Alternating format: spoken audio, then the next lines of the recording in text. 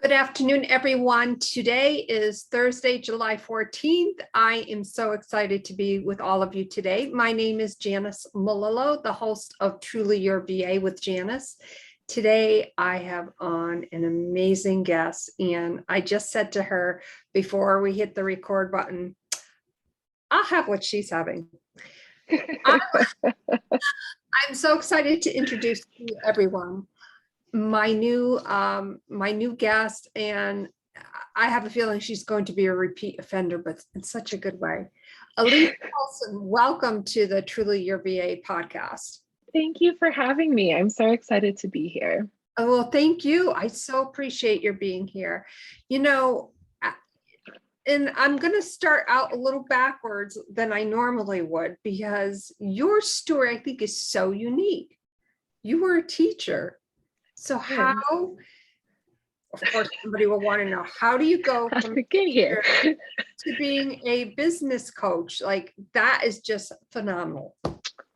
It is. It's definitely been a crazy journey, but also like really unexpected. So like I wanted to be a teacher from the time I was 7 years old, and like that was the thing that I was going to do.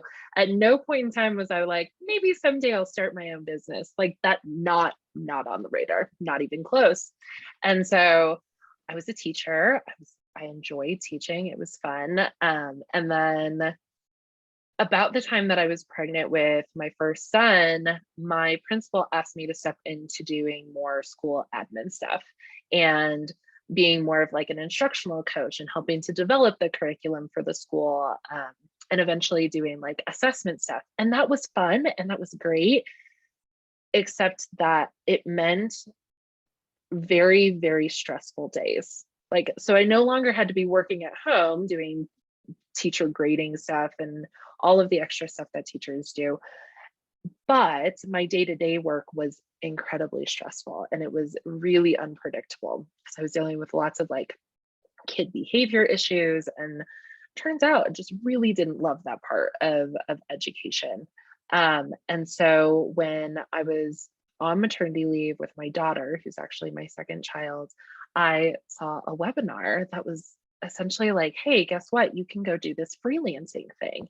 And the only real interaction I'd ever had with freelancing was like, my knowledge of it was like freelance writers. You know that people went and did freelance writing, and that was it. And then it was like this whole world just opened up to me of like, no, business owners actually need a lot of extra help and you can do it on a contract basis. You don't have to be an employee. And I was like, oh my gosh, this sounds amazing.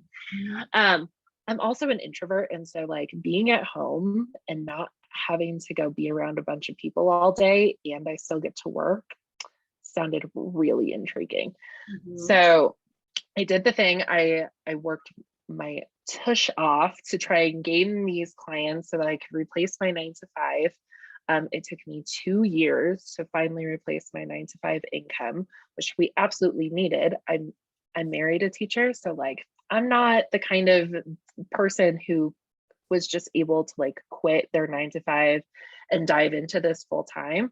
I had to do the dual back and forth, doing the 9-to-5 and serving people as a service provider for 2 years. And it was actually about 18 months into my business, I lost 2/3 of my clients and had to have like a really deep heart to heart with myself of like, do I keep doing this thing? And if I do, what things do I need to shift and change in my business? And so I was able to not only replace the income that I had lost, but able to make up what I needed to make up in order to quit my 9-to-5 job in the matter of 6 months. And so I was like, I have to help other VAs, bookkeepers, graphic designers, OBMs. I have to show them how to do that in their own business so they can create something that's sustainable and reliable, versus like how we kind of operate when we first start our businesses. When we first jump into the VA world, you really are just like talking to everyone to try and figure out what it is that you want to do.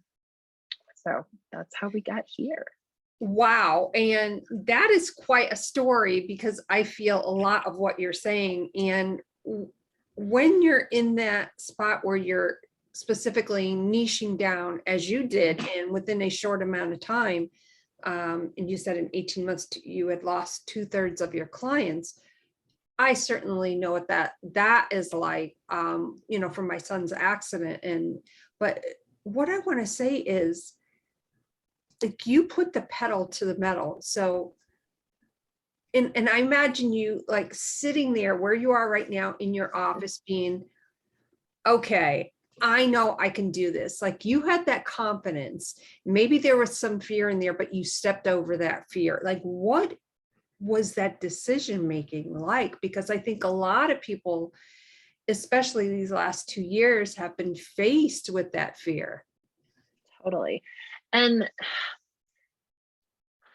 for me, I'm a very stubborn person. So like when I tell myself I'm going to go and do something, I'm going to go and do it. And it was the real conversation that I had to have with myself is like, am I trying to push through this thing just to push through it? Or am I persevering through this struggle? Am I going to figure out what things I need to shift and change so that I can really create this life that I really want? And that was the key factor of like, is this the thing that you really want to do?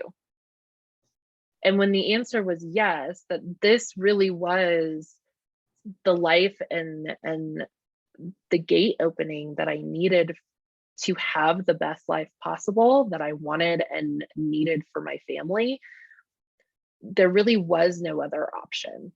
I was not going to be able to support and love on my family. And the thing you have to remember, like, this 18 months into my business, losing 2/3 of my clients was in December of 2019. So like, we had not even hit the pandemic yet, where people had this understanding that like you could actually work from home.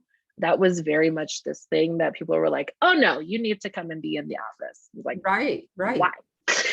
So this was the answer to being able to have a better life with my family and be with my kids. I mean, I'm not, when my daughter was, when I was still working at my 9 to 5 and my daughter was really young, she was in like her first year of life, there were, I think, a total of 2 weeks worth of time where I did not see her.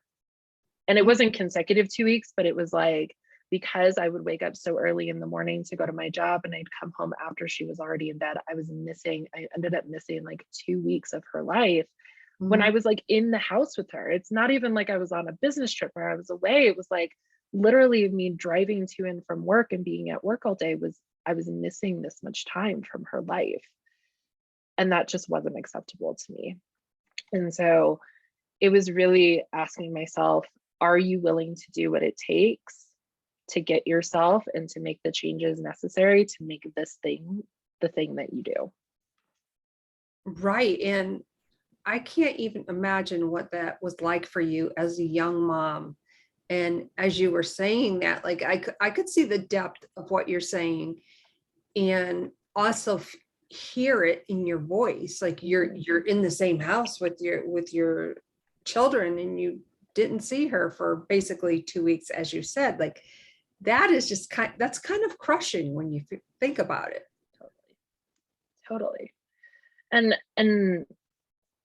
I just knew, like, once my eyes had been open to this world of being able to work from home and have more time freedom and have financial freedom, because the other thing with working in a school, it's like, no matter how good you are at your job, if the budget isn't there, you're not going to get paid what you're worth. Like, it doesn't matter how good you are. And so having the ability to have the time freedom and the financial freedom, I like couldn't not see it. It was like, I know this thing is now possible. And so that's now the thing that I have to go and do. Right. So in your VA business, and we had talked about niching down, what type of businesses did you cater to? Did you work with, I should say, when you were a VA? So when I lost 2/3 of my clients, I decided to finally niche down and like really own my niche. I had told people that like I helped them with organizational tasks, and like of my clients, I was doing none of that. So it was like, I need to pick something I'm actually doing.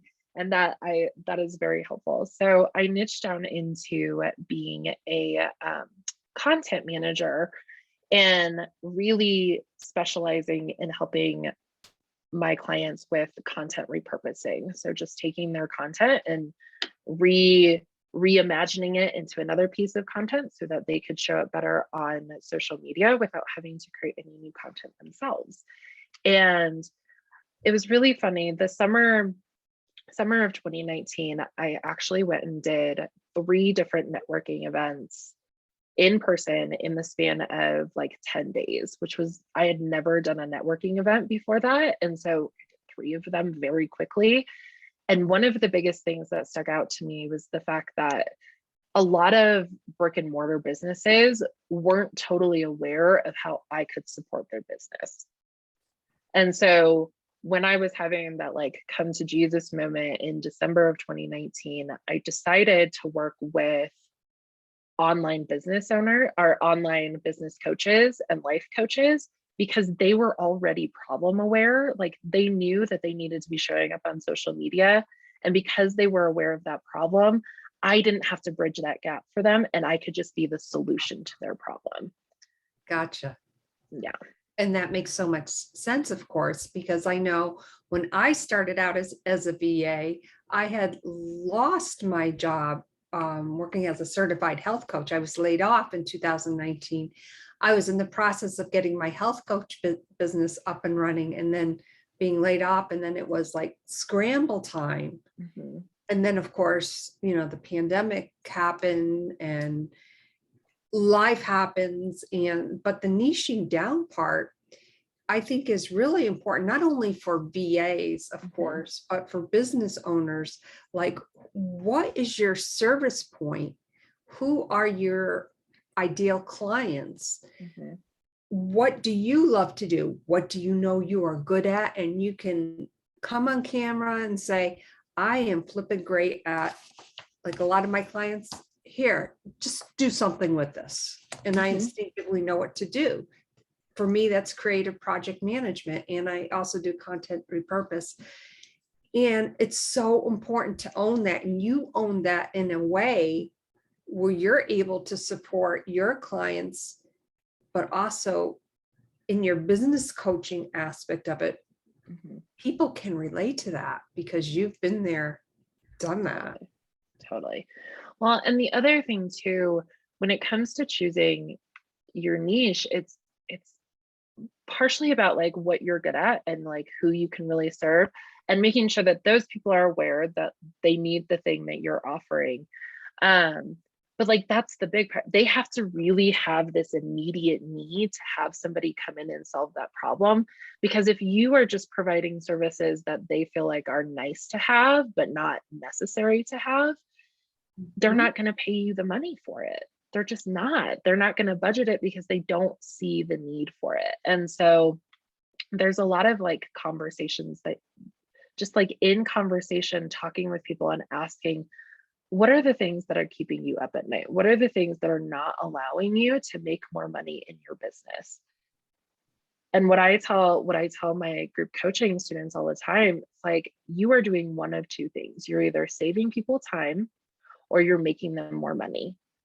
And if you can do both of those things, that's like the sweet spot. If you can make them more money and save them time, I mean, they'll pay you all the money in the world because you are helping their business continue to grow. Right. And you just hit the nail on the head.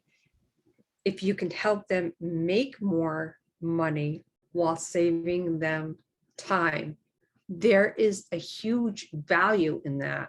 Because think of the business owner, of course, who's like, okay, I'm spending all this time doing administrative stuff when I could be cultivating, bringing the money in, but I'm wasting time on doing this thing. Yep. Absolutely. Mhm. And even if you are somebody who does, like, if you are more of like a general VA or an executive VA, and really a lot of what you do is save them time, you can still spin it as also making them more money, because by saving them time, they are able to go spend more of their effort and energy into the things that do make them more money. They can bring on another client, and you can position it as like, hey, if I take 5 hours worth of work off of your plate, that's 5 hours that you get to dedicate to a new client. That's 5 hours that you get to dedicate to prospecting for new clients. Um, and so that's really where I would encourage you to look at your marketing efforts, and like even just in one-on-one conversation, how can you show them that what you do actually does both of those things? By saving them time, it actually allows them to make more money. Right. And that's the key thing there. It's marketing yourself in such a way where you're not giving your time away. Your time is being cultivated in serving your clients, and then you're having somebody else do the administrative side of the business. Now, when you were a VA, because I know you do more business coaching now, Mhm. how many hours a week would you say that you put into your business? Oh, that's a great question. Well, and of course, like for every different phase of your business, it shifts a little bit. But I would say my goal was to work 20 hours a week. And so when I was working my 9 to 5 job, I made sure that I had 20 dedicated hours throughout the week to actually still dedicate to my business. I wanted to be treating it in the same sort of way at the very beginning as I would as it continued to grow. And I wanted to make sure I had those like dedicated hours. And so during the weekdays, Monday through Friday, I would work for an hour before I left for work. I would work for an hour at lunch, and then I would work for an hour in the evenings. And so throughout the week, I had 15 hours. And then on Saturday or Sunday, depending on what was going on with our life, I would fit in the other 5 hours on a Saturday altogether, or I'd split it between the 2 days. And when I was first starting out and you don't have clients, most of that time is spent networking and building relationships with people, and really building the systems that are in the back end of your business, so that like your onboarding processes for when people come on board with you, you know exactly how to lead them into working with you. And you just having the confidence of knowing that allows you to show up better on a discovery call, and will actually land you more clients because they now feel confident in what you have to offer. Um, but a lot of it in the beginning was a lot of that networking. And as you gain more clients, the hours shift a little bit into the client work that you're doing. And then you're still dedicating time and effort and energy into networking and continuing to build and refine your systems. So Gotcha. Thank you so much for really diving deep into that. Now, the business coaching aspect, how did that come about? So I had been doing content repurposing like exclusively. That was like my thing. I developed a whole framework around it to really support business owners so that they felt like they had a real grasp on putting out content in a way that was actually going to benefit their business, versus just like what a lot of business owners do. They're like, cool, I need to be on social media, and they post things that are not super relevant or helpful to them. And so I'd been doing this for them, and I was able to charge like really good, really premium prices. And I was also starting to feel like I wanted to turn that into some sort of product that I could put out to people. And so I had signed up for a group coaching program, and that was my goal. I was going to put together this little course on content repurposing so I could teach other social media managers how to do this thing that I had been doing and doing really well. And I was talking with my business coach, and she was like, Ellyse, do you know how many coaches there are that help VAs and service providers and freelancers start their business? Like, There's a lot of them. There's a lot of coaches who will help you start your business. There's not a lot of coaches who help them with what's next. And I was like, oh my gosh, you're so right. And that was the part that like I really needed support and help with in my own business. Like once I reached that point where I was still trying to run my business the way that I did in the beginning, that's why my business kind of fell apart 18 months in, because I wasn't running it in a more sustainable way. And so she was like the spark that made me go, holy moly, this is the thing that I have to be doing. This is how I have to serve people. And I'm really passionate about it. I hate seeing freelancing moms, especially, quit their freelancing business because they feel like they are so burnt out that they can't do both the freelancing thing and the mom thing. That it's just so much, it'd be way easier for me to just go get a 9-to-5. And that's the thing that just like breaks my heart, because you absolutely can do this thing and still support your family and be really present with your family. That it doesn't have to be an either or, it can totally be an and. And I want to point out to some people, because I think it's so, especially when you're listening to a podcast or anybody that may view this online, the video aspect of it, you already had goals set in place. I did. Obviously, a young mom wanted to be with your children. You work 20 hours a week. You wanted to make a certain amount of income. So that was like your foundation. That was your base, whatever we want to call it. And then you had to work with it, through it, over it. Totally. And continue to come back to it. Like, and asking yourself with every decision that you make for your business, is this actually getting me closer to the goal that I want to be reaching? And if the answer is no, then you're not going to do it. Like, I mean, there are all kinds of gurus and information out there about all the different things that you have to do inside of your VA business or before you actually like launch your VA business. And the reality is, in order to have a VA business that runs really well, you have to have clients that treat you well, and you have to know how to land those clients and how you're going to support them. That's the biggest thing. Yeah. And, as life would go, as I had mentioned, and I think this is real important to chat about, since we're also chatting about niching down, was last year at this time, actually on July 19th, was the pinnacle of my business, my VA business.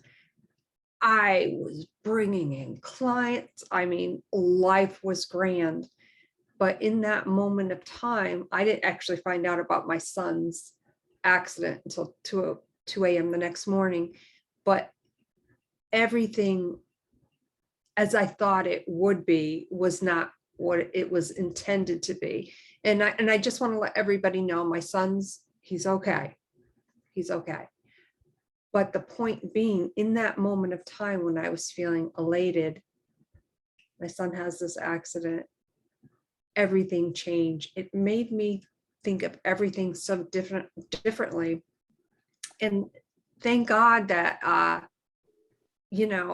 work for myself, so I didn't have to report to anyone. That's a big deal. But the niching down aspect of it, many trips going back and forth from Connecticut to Philly, but I would think, wait a minute. Okay. Think about my business this way. Why am I, what it really boiled down to, what I'm trying to say is, okay, my business was doing great, but I really wasn't ecstatic about the type of work I was doing.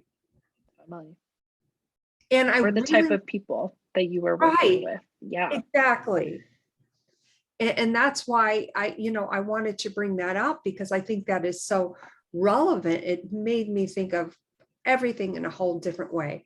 I obviously love podcasting. So I'm kind of, within the last 3 months, I'm kind of redirecting everything in creative project management.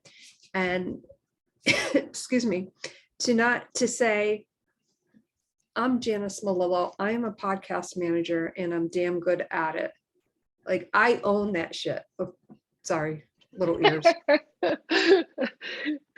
Yeah, I mean, the other thing that I always tell people, niching down can be this very touchy subject. And I think part of it comes from like, as adults, nobody asks us anymore, like what we like to do. Like when you're kids, people all the time are like, what do you like to do? What are your favorite hobbies? Blah, blah. Like they ask us all the time. And then you get to be an adult. And I feel like, especially when it comes to the work that you do, nobody asks you like, what do you want to do? What makes you happy? What brings you joy? So many of us have done jobs where it's like, I might add like one or two pieces of my job, but I do not like all of these other things that I'm doing. And so they have a hard time niching down because you're afraid that you're going to make the wrong choice. And the thing that I will tell you is like, you are going to get so much closer to the right choice by making a bunch of wrong choices instead of sitting in indecision and not making any choices. So true. Like you can't really figure out what are the things that you love to do without doing things. And so even if you declare yourself as a podcast manager and then 2 months in, you find out that you really hate podcast management and you feel like you'd much rather do social media, then go do social media. You can change it whenever you want. And that's the beauty of what we do as online Absolutely. entrepreneurs, to own what we love to do. Absolutely. And I think that is just amazing because there's so many online entrepreneurs who need us, who need you specifically. Absolutely. Absolutely. I mean, I just did a training this morning, and one of the things that I told them, because one of the things that I encourage people to do, especially when it comes to like networking, is to reach out to people one-on-one and start real conversations. Like you're not going to start a conversation with like, hey, my name is Ellyse and I'm a business coach and here's what I do and how I help people. You're going to start a conversation the way you would if you met somebody at the park with your kids. So be like, hey, my name is Ellyse. How are you doing? I saw on your profile that like you just had surgery. How are you feeling? Be a real person and interact with people. And one of the pieces of feedback that I always get is like, well, what if they don't respond to me? Like, well, cool. Then you're going to go find other people to talk to because there are 7 billion people in the world. You are going to find somebody who's going to have a conversation with you. Absolutely. And the other thing with excuse me, with working the 20 hours a week, obviously you're doing what you love to do. Now you have that time freedom. You have that financial freedom. Now, I know you had mentioned when you were a little girl, you always wanted to be a teacher. Was there anything else that when you were a little girl that stands out to you now? I was just really like the kind of person who wanted to help people. And that was the way that I convinced myself to go into VA work, because I knew that I wasn't super passionate about being a virtual assistant, that like really my passion lied in teaching people and being like the coach of people. Those are the places where I felt the most comfortable. And so I knew eventually I'd probably get back to that same place. But when I was transitioning from doing my 9-to-5 work into being a virtual assistant, one of the big things was just like, I just want to help people. I just want to serve people and let them know that like they don't have to do this alone. And so I think that's the biggest thing that has carried throughout my life, is just like being the person that people know that they can rely on. Right. And when you are coaching your clients now, you coach them to create consistent 5K months while only working the 20 hours. So you've applied, obviously, your philosophy into your business coaching. Totally. How successful have your clients been at reaching that pinnacle? Like, for instance, somebody comes to you, they don't know where to begin. You begin the coaching process, and then boom, they're working 20 hours a week, making 5K months. That's pretty awesome. That is pretty awesome. And usually the very first place that we always start is like taking a good look at what's currently happening in their business. What are you currently doing? How much are you currently charging people? How much time are you spending on the clients that you already have? Because if we don't have that information, then figuring out the roadmap to get you to those consistent 5K months is going to be really difficult. And so it's really just an audit of how much time and effort and energy are you currently spending? And that'll help dictate and tell us where we need to make some shifts and changes.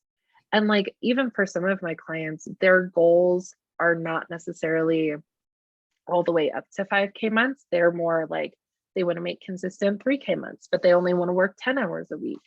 And it's really about figuring out what sort of work they can provide, how can they assist people, and like really diving into what we were talking about a little bit earlier, like how can you focus on the transformation that you help people with, that you provide with your services, so that people truly understand and know you to be the expert in what you do.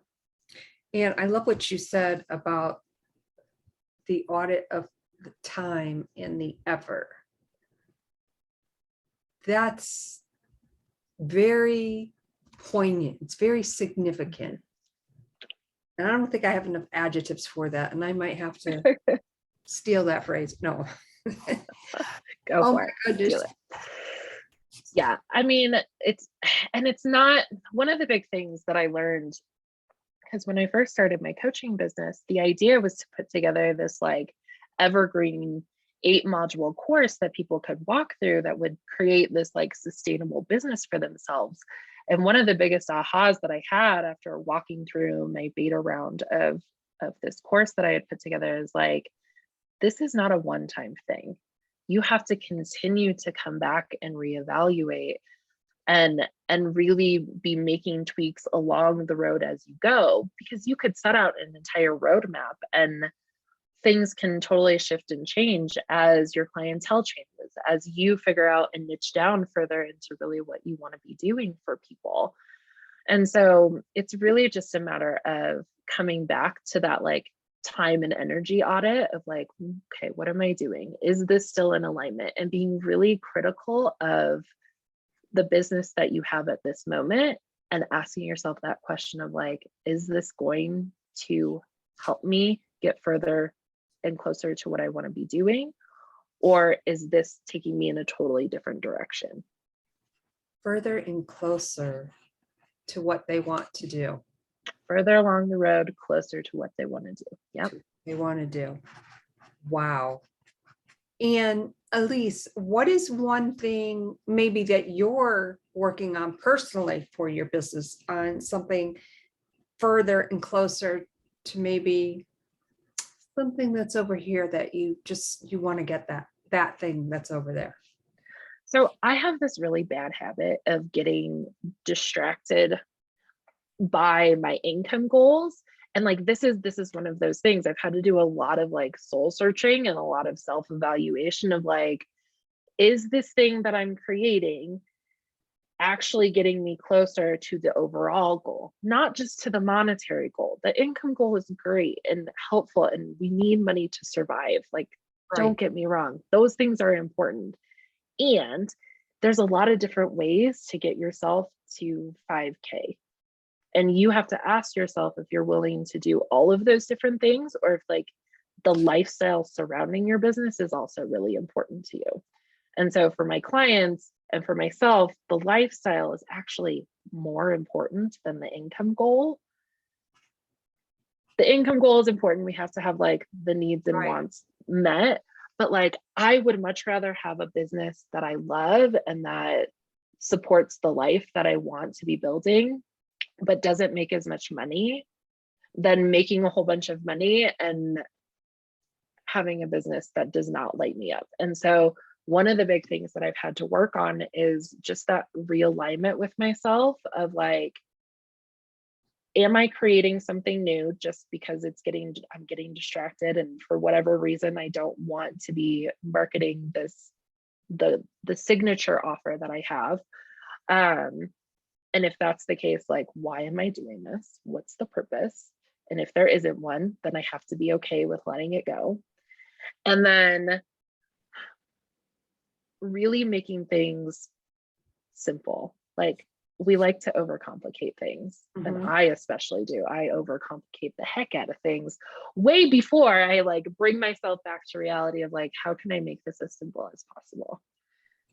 And so that's the biggest thing, is coming back to the simplicity of my business and really diving in and serving the people that I know that I am meant to be helping and serving. And so I've really refocused back into offering and talking to people about my main offer, which is my group coaching program. Wow, that is amazing. Ellyse, where can our viewers, that's okay. Don't even worry about it. Where can our viewers and listeners get in contact with you? They can find me over in my Facebook group. It is called the Consistent 5K Freelancers Collective.